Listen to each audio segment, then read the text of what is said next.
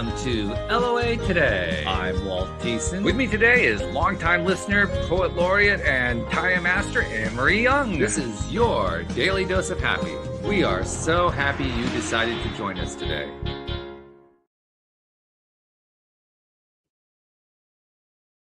Anne-Marie, I was just noticing as the intro was playing, and I mentioned it to you before we got started, we've had a number of people who either were late to, guests being late to the show, or they couldn't make it, or, various things happening. I kept thinking to myself, that's a really interesting, kind of an odd thing that's been going on. But it also ties into the topic we came up with. Yeah, Because doesn't it? Yeah. Because we talked about, why don't we talk about doing a little show on fear and the role that fear plays in our day-to-day lives. And now we all know how the law of attraction works. Anyone who's listening to this show anyway knows how the law of attraction works. Here I am talking about how we've had guests not showing up, which of course feeds into the energy of guests not showing up.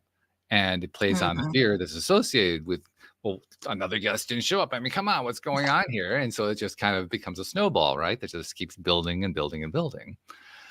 So maybe that's a good starting point for our topic.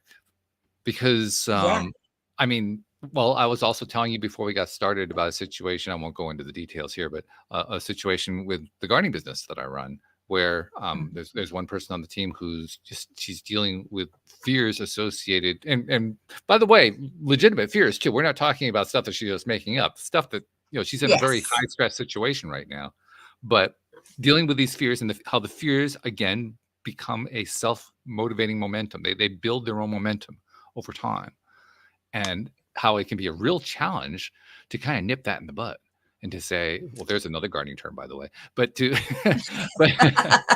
but to stop that ongoing building of momentum can be a real challenge. So maybe that becomes our topic today. When we're dealing with daily, day in, day out fears, how do we stop that momentum from taking us over?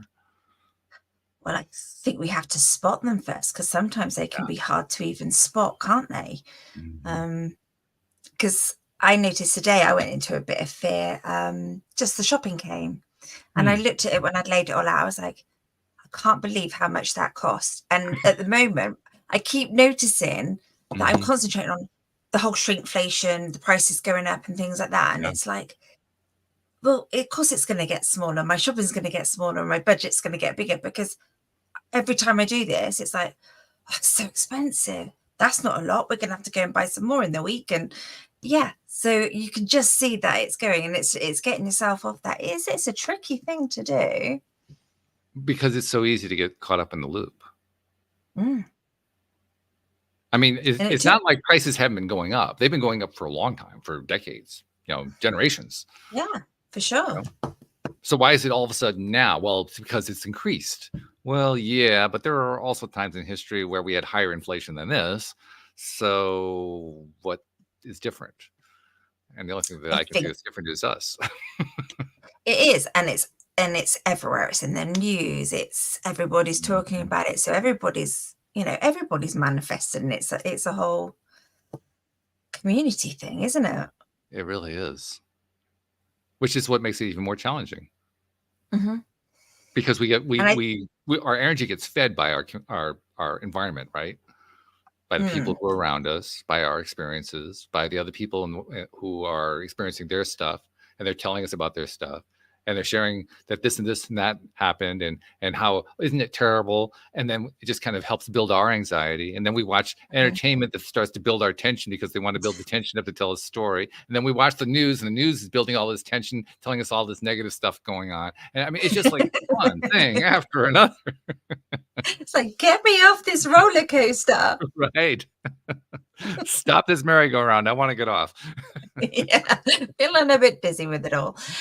But funnily enough, when I hear other people talking, I notice it quite quickly. And I'll just say to myself, well, that doesn't resonate with me. That's not my belief system. Even though it is, I do notice other people, but it's catching myself saying these things. It's important. You're right. And that is part of the skill, because the moment that we catch ourselves doing it, I think in that very instant, we're less hooked in to that system, right?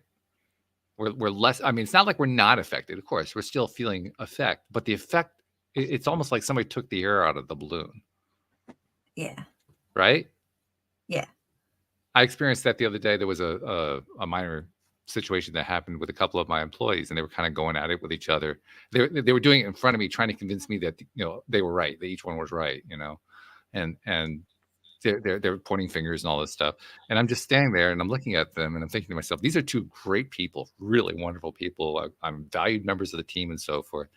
And here they are doing all this finger pointing, which is not their normal nature, I might add. This is not the way they normally are.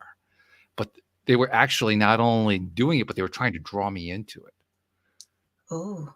Well, that's what because I'm the boss, right? I get the boss Yeah. on your side. If you get the boss on your side, not only are you right, but you also win.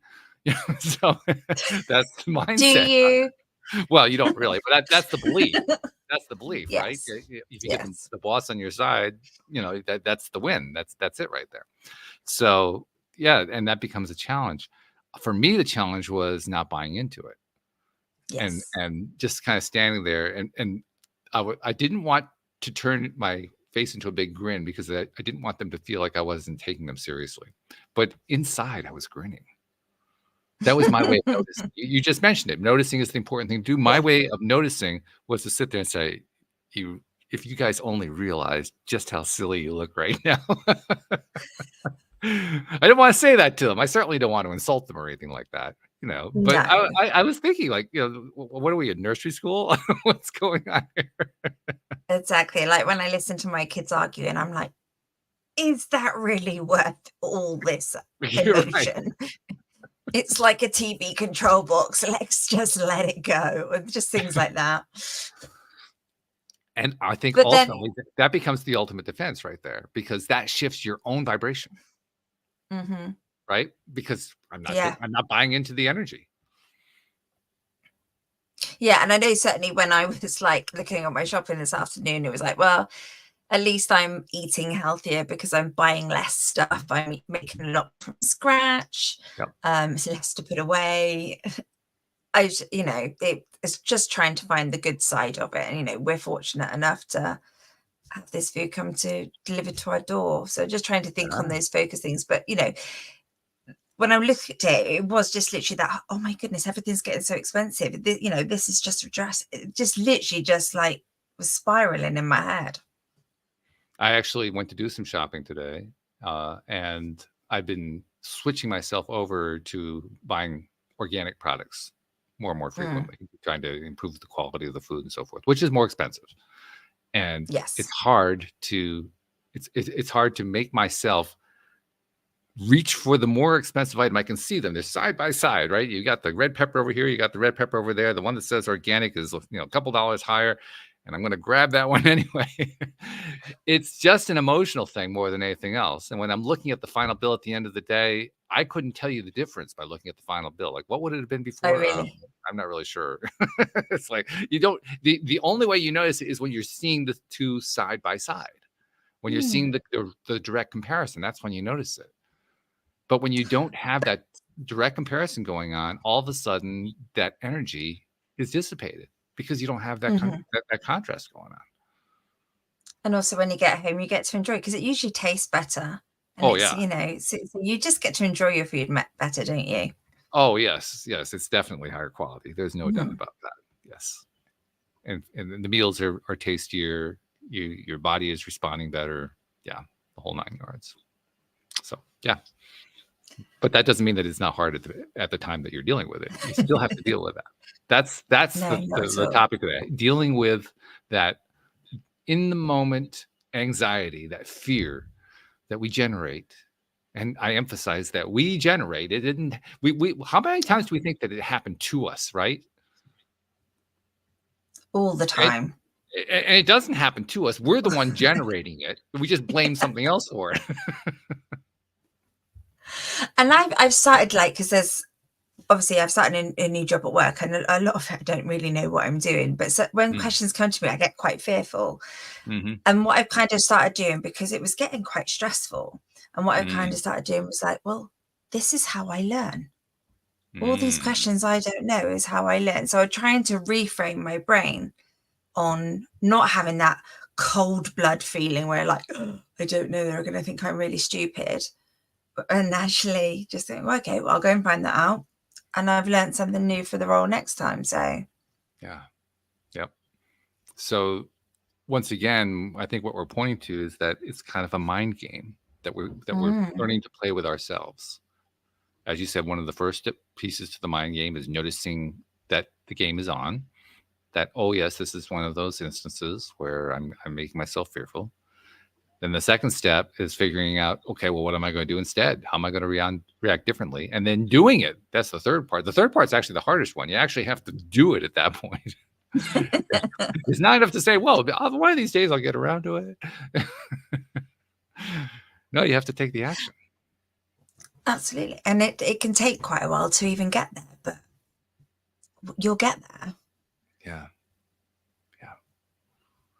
There's a cumulative effect to that too, isn't there? The more often that we take this kind of conscious approach, the more often we get the feedback, the positive reinforcement that, oh, once again, I took a positive step and I got a good result out of it.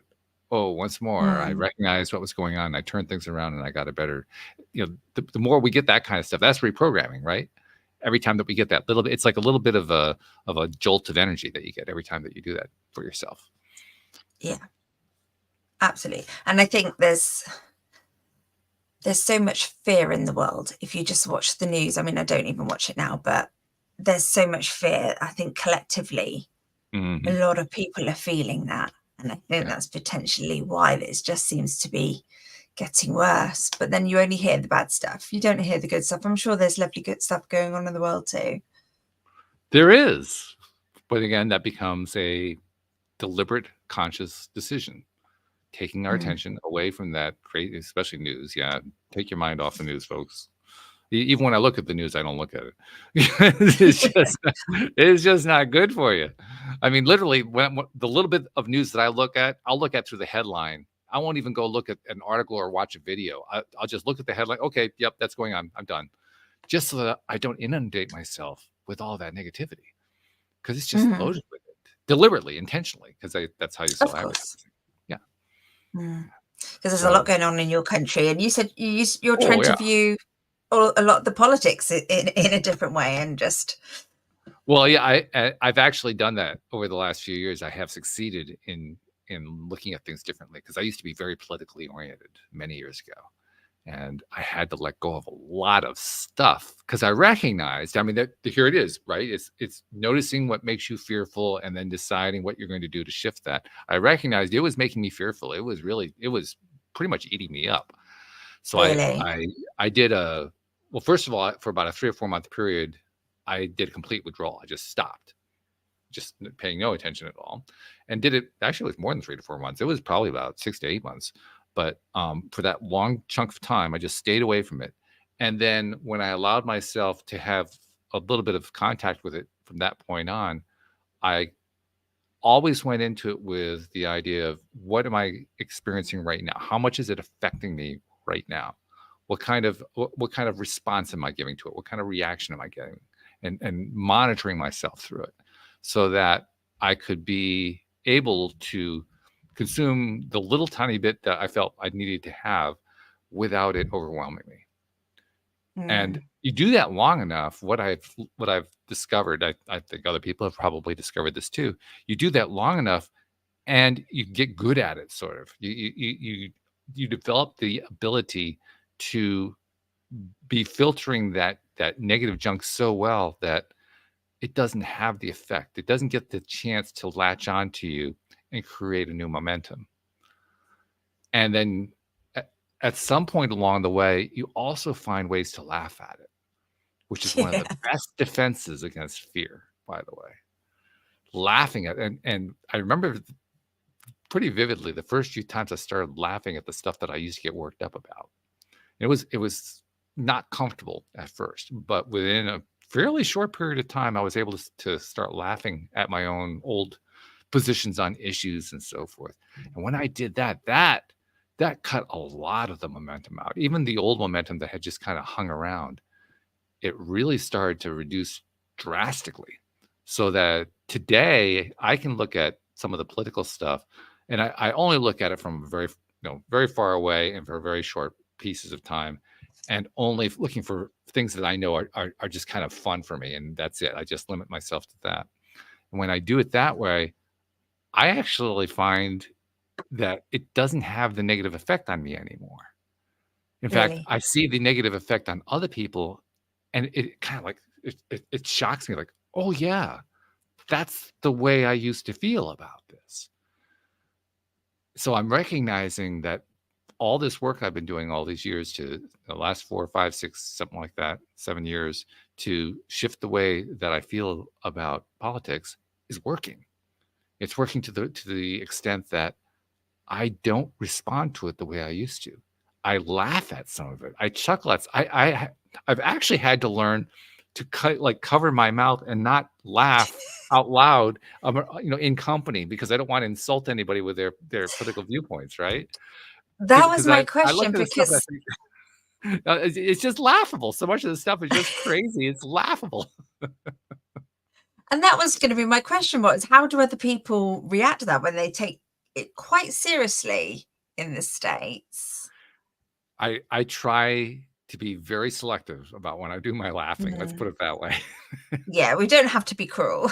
No, we don't need to be cruel. And honestly, I think probably my best way of dealing with the people who and I recognize them really easily, but the Mm, ones who are very strongly polarized with some particular political viewpoint, uh, I just don't engage with them. mm. I mean, I'll change my attention away to something else or somebody else or whatever. The moment that I see them going in that mode, I'll just head off in a different direction, because somebody who's in that kind of a mindset, it doesn't matter what you do. You can laugh, you can cry, you can scream, you can pull your hair, you can lay it on fire. It makes no difference. They're going to keep going on what they're doing. That Absolutely. it's a very strong mindset when you're in that mindset. Not a healthy one, but strong. And a great Mm. indicator of just how good. I mean, we often complain that we have trouble shifting our mindset. Anybody who has trouble shifting their mindset should look at the times when they have had a negative mindset about something and look how eagerly they held on to that one. They held on to it the way that a dog can grab onto it with its jaws and not let go, like a pit bull or something like that, right? That shows how good we actually can be at maintaining a mindset. We just need to choose the Yes, right one. bang on. Yeah, absolutely. I was But going to that's the say something and challenge. I've forgotten. So yeah, now, do you have, like, well, let me flip it around to you. I was just describing some of the things that I do. Do you have strategies that you use when you encounter things like you mentioned? It's very important to recognize the situation when it's happening. Okay, this is something I tend to be fearful about. Okay, you've recognized it. Mhm. Now what do you do? What's your next step when you're doing it with your stuff? So what do I do? Oh, it's catching it. It's catching it at that right time, and not letting it get OTT, because sometimes when you're working full time and you're a mum and it's just busy, busy, busy, and sometimes you don't even get a chance to catch your thoughts because you're concentrating on the next thing to be done. So for me, it's definitely trying to catch that thing, Mhm. list feeling those triggers that you get. And then I am quite lucky in the fact that if somebody's got a very strong opinion, I'm quite interested in learning from them. Mhm. I'm very good at sitting on a fence. So somebody could be arguing for something and somebody could be arguing for the other, and I can see both sides.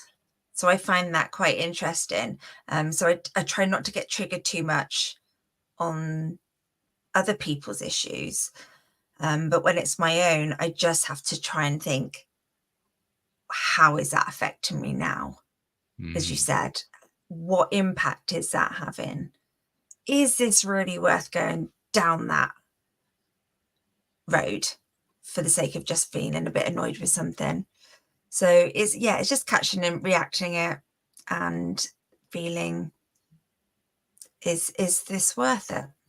Do you find that works for you most of the time, being able to just say, "Is it worth it?" Not all the time, because sometimes I'm really riled up and I'm like, yes, it is worth it. It's definitely worth it. And the old ego comes into it. But most of the time it's focusing on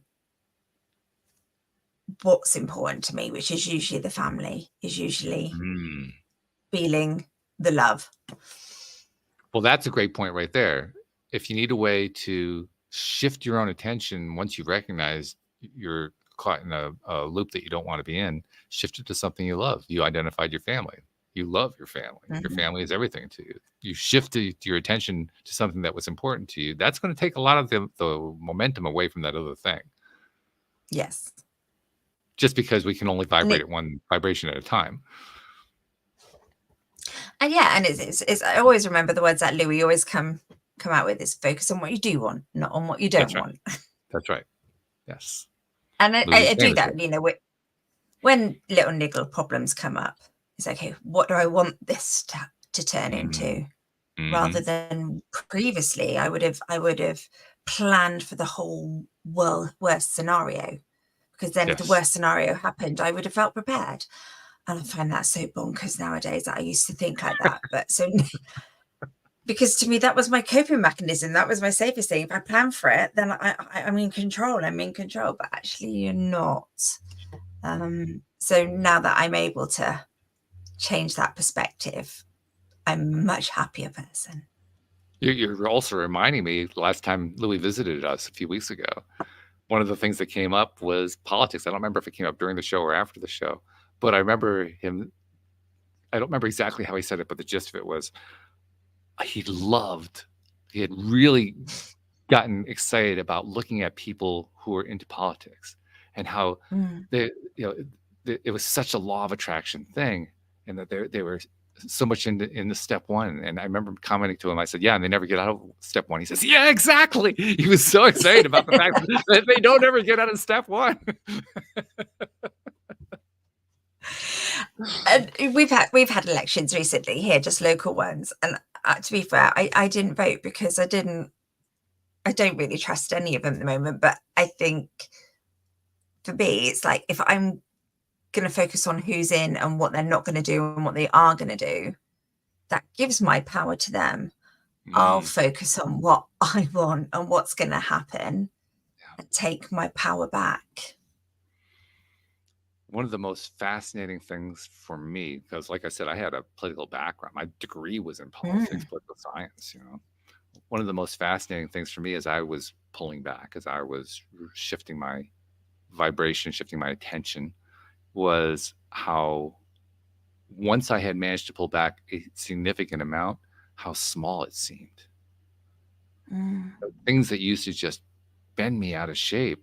I looked at it, you know, now or after going through that process, and I thought, really? That's what I was all excited about? It seems so unimportant. It seems so minor. And now when I look at the grand scheme of things, you know, what's going on with the world in general, beyond the news scare, beyond the politics scare, all that kind of stuff, there's a lot of really cool stuff going on. I mean, this is a pretty damn cool place to live. It really is. And once you get your attention taken away from all that, you appreciate that. You appreciate that in ways that perhaps you never did before, because you were so focused on those little stupid political bullshit things. And that what is growth. That's right. But even like, I mean, I've been thinking recently, I think I watched the Eurovision Song Contest, which is a musical contest in Europe, and there was a lot of like political points going on in it, and it was half of it I just was like, we're all getting really excited over, or, you know, we're all taking sides and things like that. But actually, I love the fact that the young people are kind of rebelling a bit. They're putting their view across, and maybe not necessarily in a way that I would agree with, but I love that passion. I see it happening here in I mean, you mentioned how here in the US there's a whole lot of controversy going on, and there is. But by the same token, we're coming up on a major national election. I think the whole world knows that in November of this year. And the two major candidates former President Trump and current President Joe Biden, neither one of them are stimulating any great amount of positive fervor. There's a lot of negative fervor the other direction, like, that guy's terrible or this guy's terrible. But it's like I am really strongly for one of these guys. That segment has kind of fallen by the wayside. So neither one has a whole lot of support. I mean, there's not a third choice really because of the way the American political system works. So it's going to be, do you want bad selection A or bad selection B? That's what it's going to be for most people. Which one are you going to go with? What's the lesser of two evils? So that's the way it's. But I mean, just to give you an example, former President Trump, had a political rally because this is a political campaign throughout this whole time leading up to November. He had a political rally this past weekend. And he made the comment. The political rally was in New Jersey, which is where musician Bruce Springsteen is from. He is considered like the musician from New Jersey. Like he's like the king of New Jersey in a sense, kind of like Elvis being the king of Tennessee, that kind of thing. He's a big deal. Yeah, very big deal. And Trump, in the middle of his speech, said he had more people at his rally than Bruce Springsteen would have at a Springsteen concert. And they actually had video. And the video was making a complete lie of him. I mean, there was almost nobody there by comparison. So I'm looking at this. I'm thinking to myself, well, this is really interesting because here's one guy he's very polarizing, but he also has a very strong following behind him. And even his followers are losing interest. The video I saw, there was one person who posted 35 straight minutes of the crowd during this Trump rally. And people were just kind of like wandering away. The crowd was just kind of slowly dissipating. He's like haranguing them and he's doing his usual thing and so forth. And they're just losing interest. I thought, this is really interesting. We're in the midst of this chaotic political climate. And his own followers are just saying, so what? And the same thing's happening with the Biden campaign. In some ways, it's even worse for the Biden campaign. I mean, another thing that's going on right now, there are a lot of demonstrations on university campuses around the country over the whole Israel-Palestine thing. And very fervent. There's been arrests. There's been all kinds of crazy stuff going on with that. Even with that going on, there are huge segments of the student populations that are just saying, oh, please, do we have to do this? Just, they're not buying. Don't get me wrong. They're not saying that they're in favor or against one side or another. That's not what they're saying. They're saying we're about to graduate. Why do we have to focus our attention on this? We're about to celebrate. We just finished 4 years of our time, achieving our degrees so we can go out and do our thing in the world. And you want us to focus on this? Yeah. It's what I'm pointing to is there are a larger segment of the population that are just saying enough already. And I just wish a lot of that passion was used for like, when has war and killing people worked? Well, I guess it depends what you're trying to accomplish, but yeah, I know what you mean. I just personally can't see how that resolves an issue. Well, if you're Vladimir Putin, it resolves the issue of I want to become emperor of Eastern Europe and eventually Western Europe and most of the world. So first for him it resolves an issue. For the rest of us, it doesn't resolve a whole lot, but for him it does. It's a perspective thing. It's a perspective thing, but again, it's those people who've had that power for so long and losing it a little, and that's interesting. This is what I'm intrigued to watch happen. Yes. People getting their power back. And I just taking it back, really. Yes. Yeah, taking it back. And I just hope that unity will follow it to a degree. Well, I'm not sure if unity follows it, but what I do know is refocus follows it. Making different kinds of choices follows it. Yes.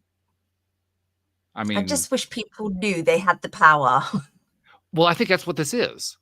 I mean, you have to go through the stage of I am so done with X, whatever X is, before you're willing to consider Y, whatever the Y is. You have to be done with the one before you're ready to go on to the next one. And that's what people are saying. I'm done with this. Not Yeah. everybody, but a significant proportion of the population are saying, I am done. Let's find something else because this isn't doing it for me. And when you do that, when you take that stance and say, I'm going to shift my attention to something that's less fearful, that serves me better, whatever, however you frame it, you end up with a better situation. Mm-hmm. Here's something that's kind of cool that's been going on. This is happening across the planet. Everybody's been touched one way or another by this. The aurora borealis. It's a worldwide phenomenon right now. And it's because of solar sunspots. They're basically a huge emission of charged particles coming, being sprayed out all throughout space, but also hitting Earth and in the Earth orbit. Yeah. And it interacts with the atmosphere. And actually, if it weren't for, this is the reason I'm bringing this up, if it weren't for a certain dynamic about how the Earth works, it would be killing us because they are lethal particles. They are lethal. They would be destroying the Earth. They destroy all life on the Earth and so forth, except for one really interesting thing. The way that the magnetic sphere, the magnetosphere, as they call it, of the Earth works, it basically bounces off of that. The particles bounce off of that and go off into space. And what we get is this visual effect that we call the northern lights or the aurora borealis. Mm. So this really lethal thing gets transformed into a light show. Yeah, something beautiful. Something beautiful. Mm. Now there's a perspective shift. That is a perspective shift. I love that. And look how many people are enjoying it. Yeah. Because, everybody, I heard on the radio this morning, you've got two kinds of people, the people who saw the lights and the people who didn't. Yes, right. And I'm one of those. I actually tried to go see them, and everything's been cloud cover here, so I haven't been able to see them. Like, no, take the clouds away. I want to see this. I missed it too. And then I could see my husband was saying people are posting all over the social media that they've seen these lights. So I got up, I got my little girl up, and we drove at like 1:45 in the morning. Really? Trying to find these lights. I was like, I've always wanted to see these. We didn't find them, but we tried. So we did a little light show in the car, and that was our little bit of joy. But how cool. I mean, what a big difference focusing attention on something like that as opposed to some of these fear-based things we could be giving our attention to. Mm-hmm. And something that actually could be fear-based because it could kill us. Except that it won't. Except that it won't. But would it if you believed it would? I really don't want to go down that path. I don't want to find out. I am very happy sticking with what modern physics has to tell us about how the magnetosphere works and how it protects us. I'm happy with that. Yes. The universe is perfectly designed to keep us safe. That's right. I like that. I love that very much. I'm going to just stay with that. For me, it's also a reminder, just by staying with what we love, with what feels good to us, we end up with good results. Mm-hmm. We really do. Even if it doesn't always start off as a good result, like you said, it might not go to plan. It might not go the way you want it or expect it to go. Yeah. But it's working on your behalf all the time. All the time. All the time. Yeah. There's like a feeling of reassurance that I find in that recognition, that understanding of how things work. Because when I think about things in that light, somehow life seems to make more sense. It makes it easier to digest because we are contrast creatures, which means we don't just need the negative, we need the positive too. That's how we balance things out in our own lives, but it's also how we make sense out of things. So I think it's part of what the whole fear thing is. When we're in that fearful state, we're essentially blocking ourselves off from the yang part of the yin, the other side of it. We're blocking ourselves off from the thing that would help rebalance ourselves and help us to interact more to our own benefit in this world of contrast that we live in. We need to. I like to I like to visualize it as like another, just another piece of my jigsaw puzzle of my life. Yeah. It's just another shape going in, and then I can Mm-hmm. still build that bigger picture. Yeah, that's true. It contributes to the picture. I guess that's what they mean when they say it's the journey, not the destination. Must be. Yeah, makes I have to sense. admit that's been a phrase that's also been a bit of a challenge for me over time. What do you mean it's the journey? Really? Come on, I want the destination. What are you talking about? There's still parts of my life that I'm just like, where is the destination? That's right. And that's why I haven't hit the destination. It's like, where is it? What is it? I need it. When we're setting our goals, when we're identifying our desires and so forth, how often do we actually say, I really want to have the journey to get there? You don't, do you really? Not really, no. You might plan it. You might plan the journey. Mm-hmm. In order to get to this, I need to do X, Y, Z. It doesn't mean it's going to go to plan. Well, that's the other piece, because part of enjoying the journey is appreciating the things that play out in their crazy, wild ways that you could never have possibly scripted if you wanted to. You could have hired a Hollywood scriptwriter and still couldn't have come out with what actually happened, because we can't always predict. Exactly. And don't you find that some of those really hard things that you've been through, when you sit back and look at it, it's actually just a beautiful thing that's happened. The way it just works out. It actually the way this happened and this, well, yeah, it can be frustrating, but I love looking back at that and going, wow. Yeah. Well, just wow. When I say that it pisses me off, what I mean is I look at how it actually fit together in the end, and it's almost like a tug of war with myself, in which on the one hand, I'm saying, why did I have to go through all that? And on the other hand, saying, why did it have to work out so nicely at the end going that way? Couldn't have worked out nicely the other way. That would have been so much simpler, Yeah, my way was so much better. That's right. My way was so much better.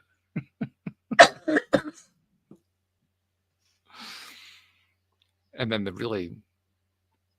what's the word I want? Not frustrating. Well, it is frustrating. The hard part, I think that's what I'm getting at. The really hard part is realizing that the way it did work out was actually better. I mean, it was better than the one I had in mind. Mm-hmm. The one I had in mind, sure, it was much more straightforward.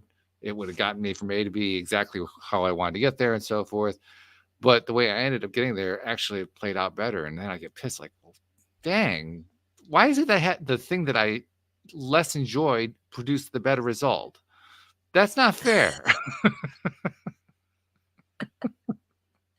But if it kept happening in the simple way, would we appreciate that? Would we even good question. Enjoy it? At least we look back and go, wow, or it still makes us challenge. It makes us chuckle. It might make us frustrated, but it's interesting. Yes. It all happens so easy. We wouldn't have that. We wouldn't learn. I think you used the phrase, it's so interesting. I think that's the key phrase, because what are we interested by? We're interested by the contrast. And to be interested by the contrast is to be interested in the dark as much as in the light. It's to be interested by the negative as much as by the positive. That's what makes interesting. And I think as you get older, you realize your time on this planet is so short. And I find it just it's really weird. It's like I can't describe it, but it's almost like everything is perfectly aligned. It's like it's a book that's been written in perfect formation with all the twists and turns. Yeah. That's how I view life at the moment. It's a great way to look at it too. That's that 10,000 foot view that makes sense out of everything.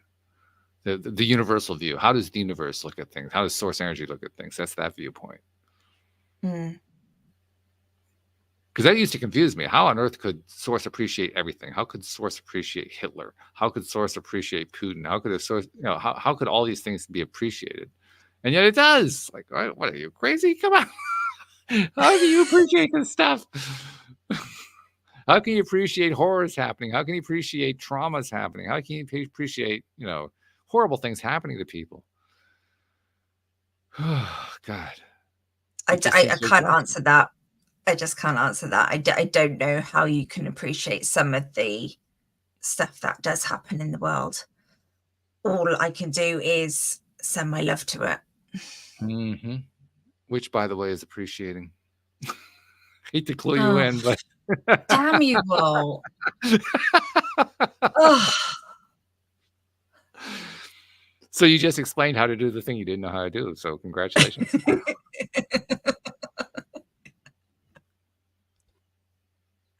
There's another piece of that puzzle, Captain. Yeah, sending the love. That is the moment you've sent love. That's the moment you've appreciated. Which means you don't have that to me, it illustrates the difference between appreciating and liking. That's true. And it's funny you say like it's appreciating it, because I always thought it was my way of almost fighting it. Mm-hmm. Mm-hmm. I'm fighting that dark with my light. It never clicked that it was a form of appreciation. Yeah. But you're right. We don't have to like it. I certainly don't like it. That once I finally understood that there's a difference between liking and appreciating, and that difference is really a huge difference, that appreciation really has nothing to do with whether you like or dislike something.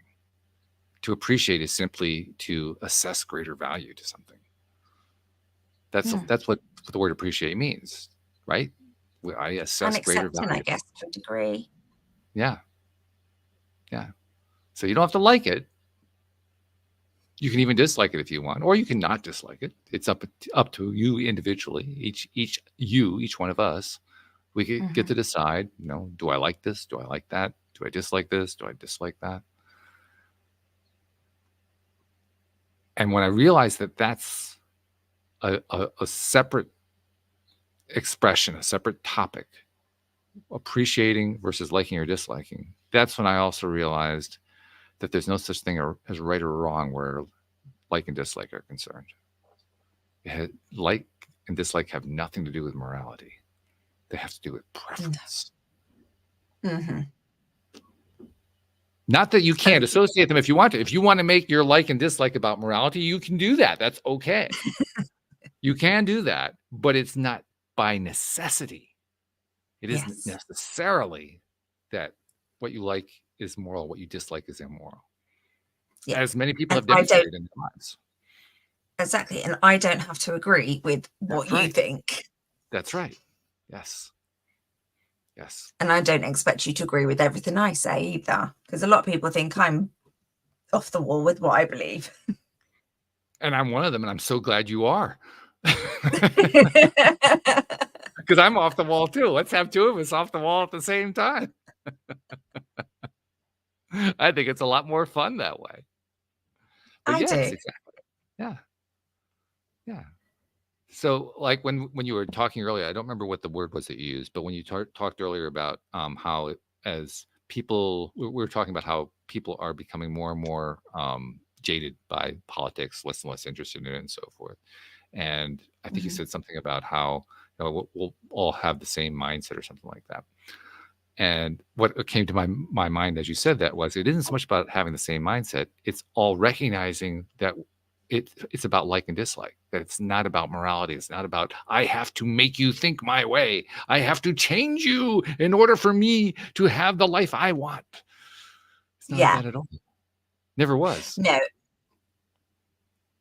It's just, I would love it if we just didn't have to destroy each other to prove a point. I love the fact that people can have opinions. I love the fact people are different. Oh my days. It just brings me so much joy to learn and watch other people and just view the world in a different way. And by the But way, it turns out we don't have to destroy each other in order to do that. no, we really What a don't. shock. Because I used to get so jealous of people, and if people were doing better than me, and I was such a people pleaser and this and the other. Mm-hmm. Now I'm just so happy for other people's wins. Yeah. Which is fun. So You find that? it's just so much nicer just to be happy for somebody else as you would be yourself. And knowing that every time that you do that, you're actually feeding your own experience. You're putting yourself more into the alignment, to use our favorite word, with the experience that you want rather than the one that you don't want, because you're appreciating that which you would value, that which you would like. And I just don't like sitting in uncomfortable emotions anymore. I may do it for a day or two if something's triggered me, but it's never for that long. And I just don't like feeling the resentment or the jealousy or the emotions that I just feel yucky now. Yes. I've been noticing this with the entertainment world recently. Yeah, that's got a bit bonkers as well, hasn't it? Oh, it totally is. Yeah, there's no doubt about that. But particularly in my case, like I said, this is gardening season here in the northeastern part of the U.S. So this is like the peak of the season. This is where my business is the craziest and most activity going on. We're doing the most work for people and so forth. In the midst of all that, I still want to find ways to distract myself, right? So I'll watch a little television, or I'll watch a movie or something along that line. And what's really fascinating is I have no tolerance for any of it. I'll flip something on, Really? and 3 minutes into it, like I can see where they're going. Like, no, I'm off that, and I'll flip over something else. 30 seconds in, no, I can see where that's going. Nope, not interested. All this drama that they're playing up, all these negative situations and so forth. No, bored. I could care less. Go away. Bored. I finally turn it off. I said, what's the point? Why do I even have this stupid thing on? It's not giving me anything I want. Turn the thing off. And when I turn the thing off, I find myself giving my attention to other stuff. My cat, people in my life. I haven't exchanged an email, so I send an email. Different things that I go outside to do, watching for the northern lights. I mean, I find myself, just because I'm saying enough of all the negativity, I'm going to do something else entirely. I find myself shifting my attention more to what I want, because all that attention to the negativity I'm recognizing isn't giving me what I need. It's not feeding me. It gives me the promise of a feed. It promises it's going to feed my soul in some way, but it never does, because it's not what I like. I used to watch soap operas when I was a lot younger, and just literally couldn't miss an episode or whatever. Oh, I couldn't watch one now, even if I wanted to. They just stressed me out. It's just like, it's just so heavy. And I think the good thing about the world nowadays is that we can stream stuff that we do want to watch. And there is a lot of like educational stuff, and there's a lot of fun stuff that I watch with my kids. We all love baking and cooking, so we'll watch like Is It Cake, which is just a really fun show to watch. It makes us happy. But yeah, you're right, it's nice just going, oh no, it's not the be all and end all. We all just used to finish when we were younger and just watch telly, finish the day, have our dinner, sit in front of the box. And now there's more. Yeah. So much more. The box just doesn't do it anymore. Which raises the very interesting point and question all in one thing wrapped together. Why doesn't it do it anymore? And the answer is because I chose something different. I chose something different. I kept choosing something different over and over again, to the point where I am done with that. I am so done with that stuff. If I never have to see another one of those again, it'll be too soon. And how many of those little decisions that you've made have turned into such a good habit for you? All of them. That's the point. Because it wasn't one decision that got made. It was like a whole, like you said, it's a series. It was lots of little ones. Yeah. Little ones. Yeah.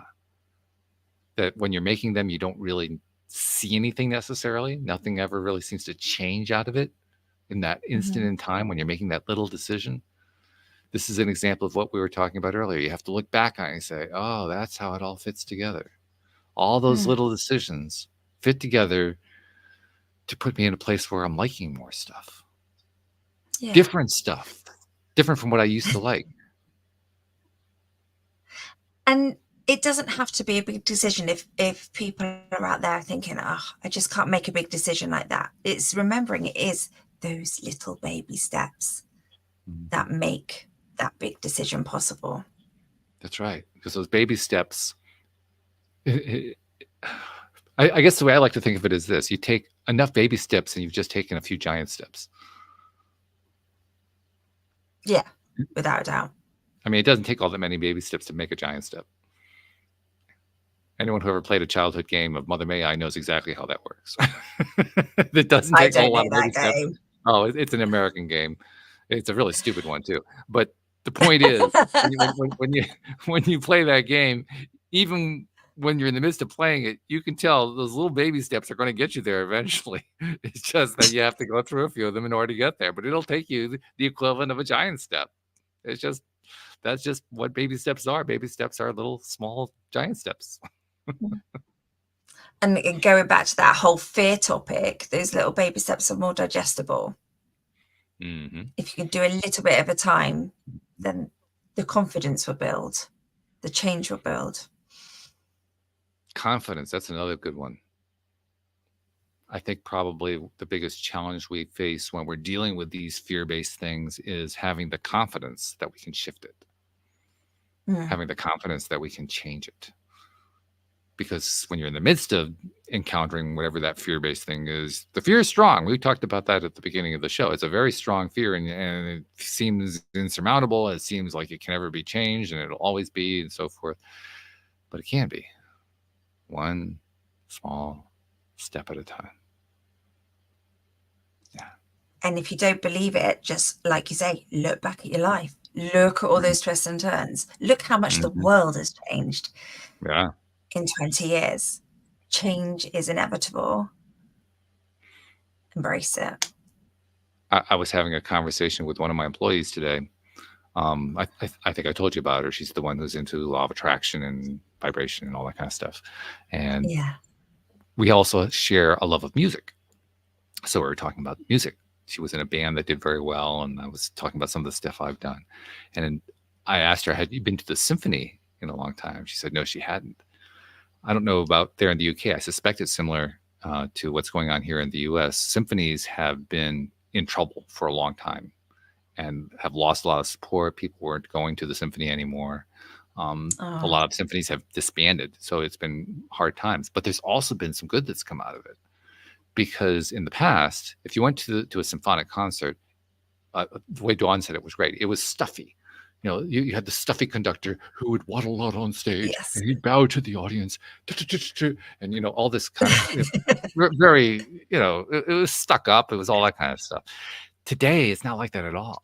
Today, you go to the symphony and the conductor comes out and behaves like a human being and chats with the audience and makes jokes about something they're about to play. And it all becomes very playful and human and interactive. So that old world of you know, the stuffy, filled, you know, full of yourself approach to playing symphonies is gone. That world has disappeared entirely. And it has been completely replaced with this interactive, let's have fun playing symphonic music together vibe that is completely different from what the old vibe used to be. So in the midst of this really sad transition where a whole bunch of symphonies went away, some symphonies decided to change. They decided to adapt because they wanted to survive. And in doing so, they made a much better symphonic experience. Yeah. I mean, that's pretty cool. That is pretty cool. That sounds amazing, actually. And by being less stuffy, it's more attractive to more people. Absolutely. Yeah. And more fun. But that was the great thing about COVID, wasn't it? Is it stopped, everything stopped. People had to change their ways and be inventive and just work in a different way. communicate in a different way, socialize in a different way, appreciate in a different way. It was interesting to watch. I know it was very hard for some people, but I got a lot from that. Interesting how much of it has transitioned into the post-COVID era too, because a lot of it's still around. Yeah. I mean, I think for I'm instance, still working from home a few days a week. I was just gonna say hybrid jobs. I mean, that was not even a thing before COVID. That didn't even hardly exist. And now it's almost a requirement for many people. Like, I won't even get a job unless I can do at least some of the work at home. That's COVID. COVID did that.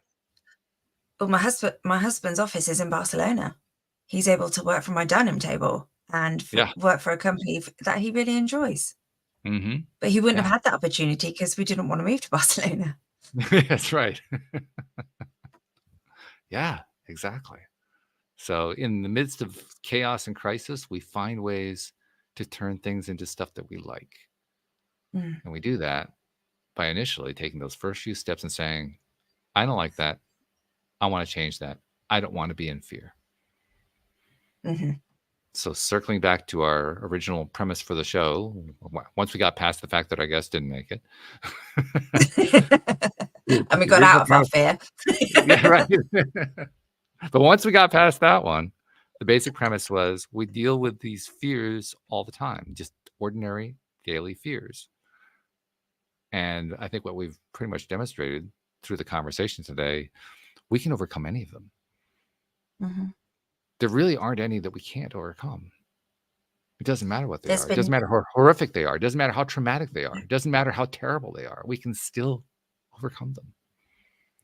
There is nothing I've experienced that has killed me yet. And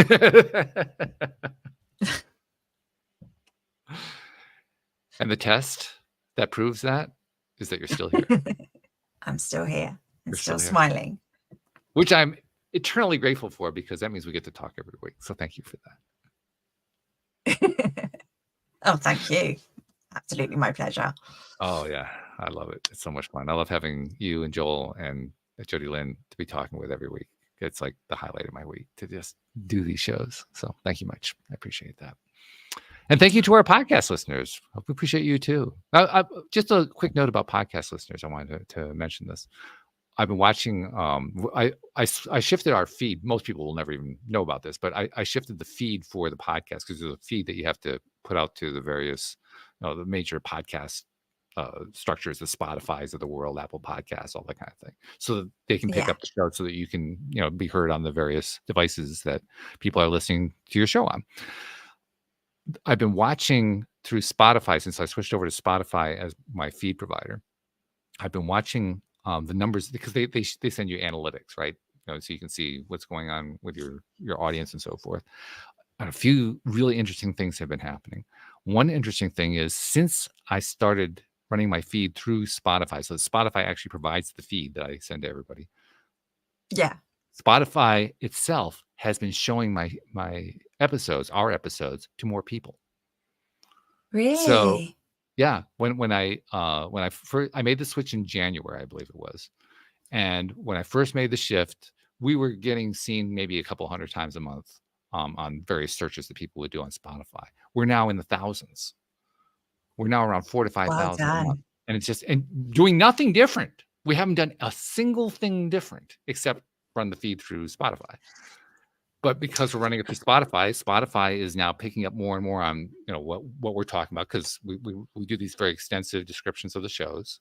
So there's more keywords in there that Spotify can pick up on, and then send it off to the right people. And more people are tuning in, so our audience numbers are increasing. The number of people who listen to particular episodes, that's been increasing. There's a definite uptrend going on right now. Wow. And all of it just because I made a shift to, let's have Spotify manage the feed, instead of I was managing it before by myself through a WordPress that I had set up. That one little change is producing results unexpected. And the bottom line is we have more listeners tuning in. So that's my long-winded way of saying, hey, listeners who are new listeners, we appreciate you as well. Thank you for joining us. Yeah. Thanks for being here. Welcome. Great to see you. Yeah, it's kind of cool, really. It's really cool. So thank you all very much, and we'll see you all next time here on LOA Today. Goodbye, everybody.